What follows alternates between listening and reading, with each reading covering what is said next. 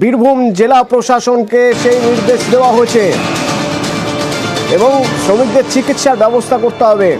নবান্ন থেকে কি খবর আসছে জানবো। আমার সঙ্গে রয়েছেন সোমরাজ নবান্ন থেকে। সোমরাজ, নবান্ন এই দুর্ঘটনার খবরে উদ্বিগ্ন, কি নির্দেশ দেওয়া হচ্ছে?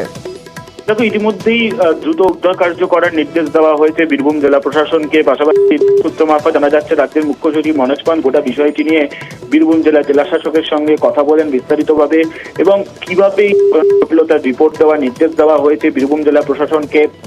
পাশাপাশি যারা আহত হয়েছেন তাদেরকে প্রয়োজনে কলকাতার হাসপাতালেও পাঠানোর নির্দেশ দেওয়া হয়েছে। তার সাথে কিন্তু এই কয়লা খনিটি বিশেষত সরকারি কয়লা খনি, এবং যেটা জানা যাচ্ছে ওয়েস্ট বেঙ্গল পাওয়ার ডেভেলপমেন্ট কর্পোরেশনের কয়লা খনি, কিন্তু কোনো সংস্থাই কয়লা খনিটি লিজ নিয়ে পরিচালনা করছিল।